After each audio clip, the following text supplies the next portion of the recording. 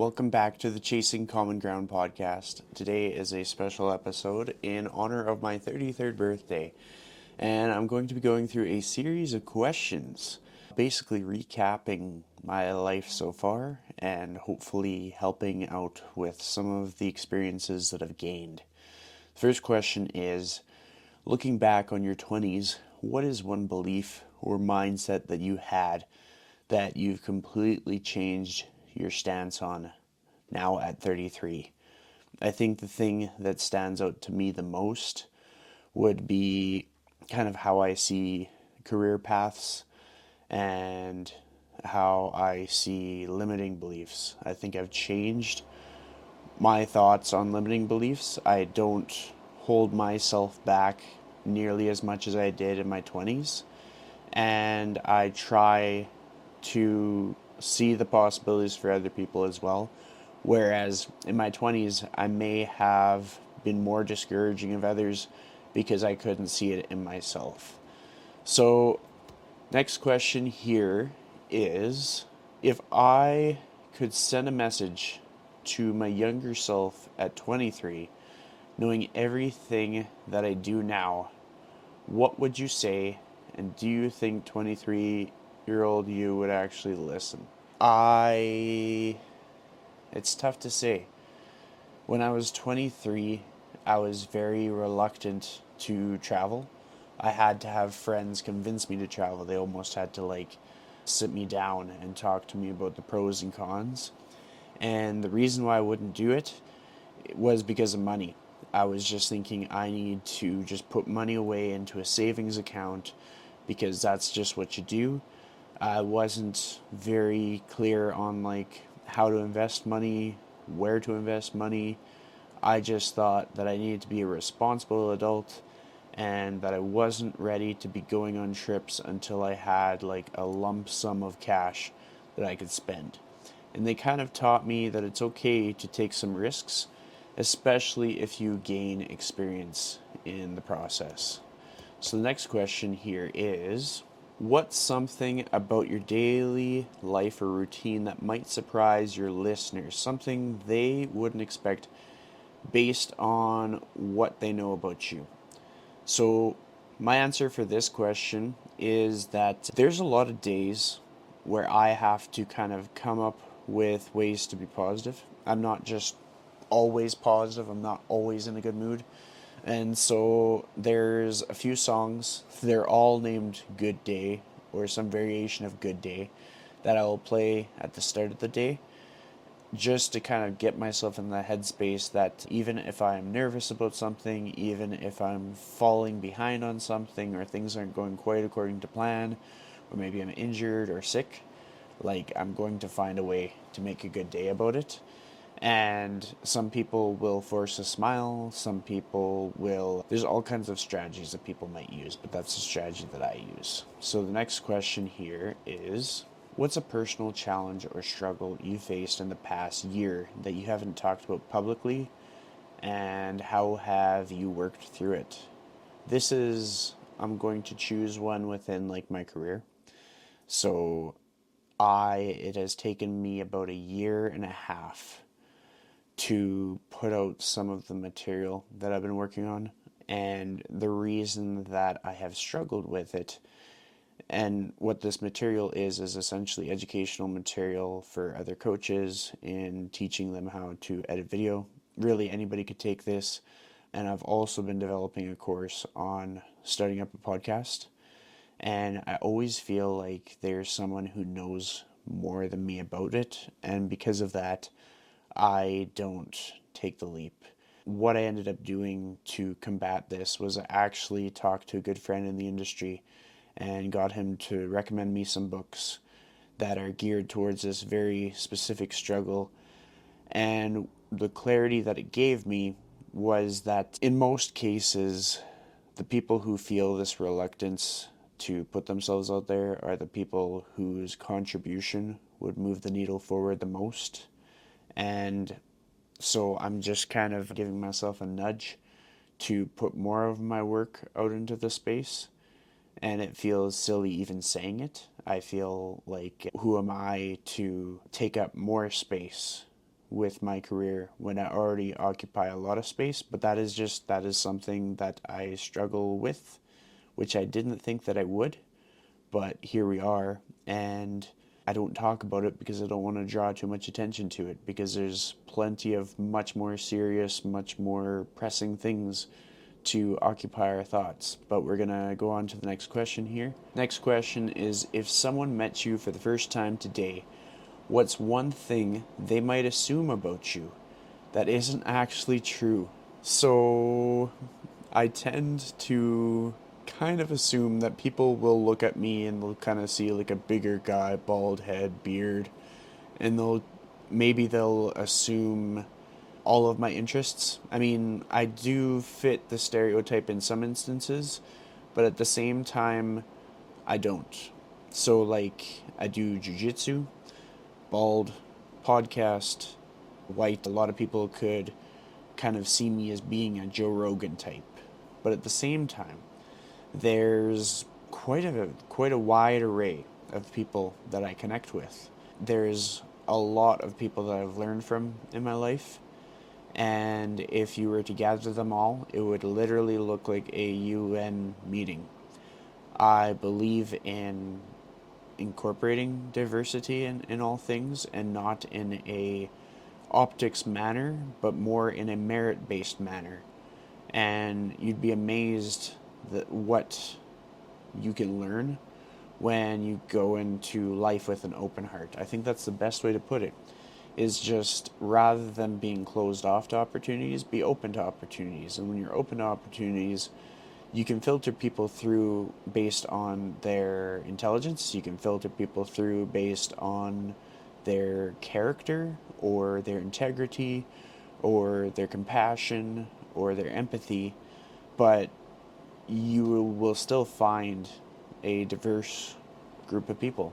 And I think that's the beautiful thing about life, and the world is going to be that way whether you like it or not. There's a lot of different cultures that live and coexist together, and so you might as well learn to not only coexist in your own space but also travel. If you find that there's nobody that speaks different languages in your local community, then travel and learn from people and learn different languages and learn how to just do your day to day in a completely different environment and see how that changes your perspective. So the next question here is, what's a decision you made in the last 5 years that had a bigger impact on your life than you originally expected? This is a good one. In 2021, I was offered a job in a warehouse. This was after I've ranted about how I don't like working in a warehouse, but I was in a warehouse, offered a job. He would have given it to me on the spot, and I was very slow with in-person clients, very slow with online clients, and it's just kind of hope was lost. And I just kind of took a stance, and I was like, no, I will politely decline your offer, and I will just find another way. And if I had taken that offer, that may have been the end of my fitness career. And seeing as how I didn't, it opened up the doors for me to diversify my career even further, and not only help the fitness industry, but help the people who help other people in the fitness industry. And it kind of made my impact much greater than I would have ever imagined, which is really, really cool. And there's lots of times when I feel like, who am I to be in this position? But I work really hard, and I earn people's trust. And so if I rinse and repeat with that, then I think that I'll be on the right path. So our next question here is, and for anybody that is curious as to where these questions are coming from, I'm once again using ChatGPT, and it is basically cued to ask questions that I may not have talked about that may benefit my audience based on what ChatGPT knows about me. And so it's able to take from its memory various projects that I've worked on, past podcasts, whenever I'm transcribing things and stuff like that. So it has a lot of substance to dig from, and it's quite helpful when it's just me chilling in Jasper with nobody to interview me. So the next question is there a moment from your childhood or teenage years that you think shaped who you are today in a way you didn't fully realize until recently? 100%. When I have some old like home videos and stuff or just memories about what I really did in essence as a kid, as a teenager. And it was editing videos, running around the yard, whether it was playing soccer or playing basketball in the machine shed or going around on my bike. We have this little path and I just run a lap around there and it felt like I was training for track or something. And I just always kind of had to be doing something, but a lot of it was interwoven with the how it felt to be on the journey. So whether it was how it felt to train for a track meet, how it felt to prepare for a cross country race, that was a big component of it. And so now to be in this position where literally what I do for work is so aligned with what I did as a kid is crazy. And I guess it's because it was just on my mind so intensely that it just kind of became reality. And there was times when I was distant from it and I was the least happy. And there was times when I was closer to it and I was the most fulfilled. And I say fulfilled rather than happy because even when you're doing meaningful work, it still has its challenges. And you'll still have your ups and downs, and you will still have to find the positive in your day, play those happy songs. But I think it's far more healthy to do things that give you that immense sense of purpose than it is to swim upstream or go against the current or in a way that just doesn't align with what you think is important. If you don't think selling fish is important, then don't do it. If you think that walking dogs is important, then do it. So just try to find things in your life that you genuinely think are important. And even if they're difficult, like being a paramedic is important, but it's difficult. But if you think it's important enough that you want to do it, then you're going to be able to tolerate the difficulty.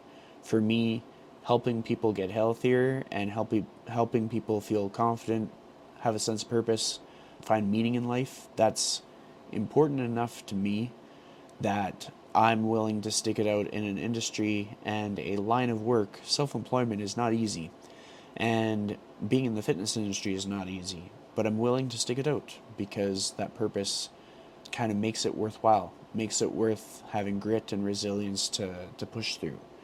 So now I'm going to ask it for 3 last questions, and that's how we will wrap up this episode. So it's going to give me the prompt. So the third last question is, if you could only be remembered for one lesson you've taught, whether in coaching, podcasting, or life, what would it be and why? Ever since I was a kid, my dad would always say, well, he would say a few things. He's a man of many words. But he would say, lead by example. And then he often says, always do what you say you're going to do. There was a slogan that came from our 4-H club. I think it was learn to do by doing. So it's a lot of just like getting your hands dirty and finding solutions, solving problems. So honestly, I think lead by example could be something that stands out amidst all of that. And to top it off, I'll just pay tribute to Mr. Axelson, my former teacher who had passed away. He had a phrase that he said that was, I can, I will. And I think all of that together, plus, of course, I have the tattoo that says, I know that you can do the impossible. Like, that message, I think, is important. So if I've taught anybody to just find a way and keep going through it and believe that you can do it, and know that if somebody is going to doubt you, you're just going to have to show them why they're wrong. If that can be what I pass on, I think that'd be great. And then the next question is, what's something you're excited about for the next year that your audience doesn't know yet? That's tough. I think what I'm excited about is, well, this is a good one. Every single year, particularly since I turned 25, I always want to one up the previous year. And I'd say that every year since turning 25, I've been quite successful in one upping the previous year. And so I don't talk about income, I don't talk about the finer details of life, personal, professional, but I have no doubt that I will one up the previous year this year. And that alone gives me excitement. And the thing that makes it even that much more exciting is in order for me to do that, that means that other people have to be in a better position than they were before.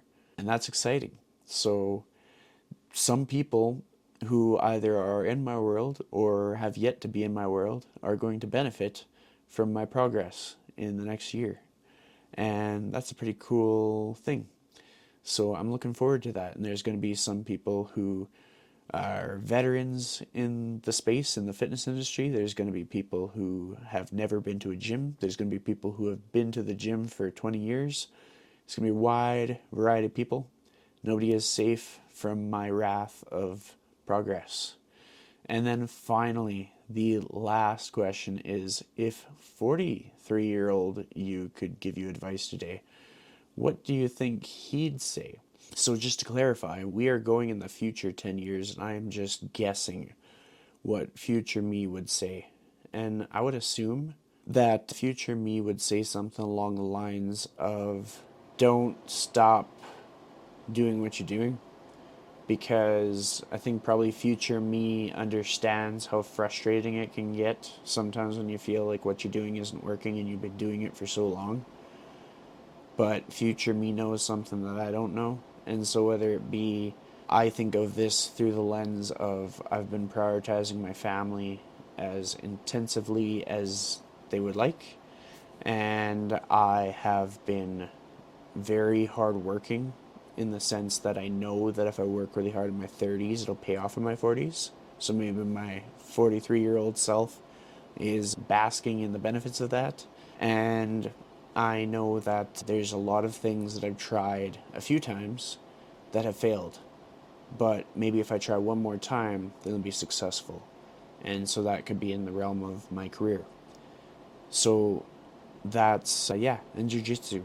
Maybe by the time I'm 43, I'll be a black belt. You never know.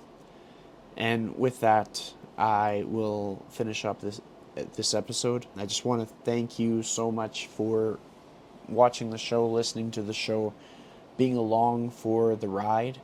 And I just wanted to do this quick solo episode because it felt like a fun way to celebrate. And so if you listen to the show, try to help it reach more people. And if you want to learn more about me, you can follow me on Instagram at Christian Little. And thank you. We will catch you on the next one.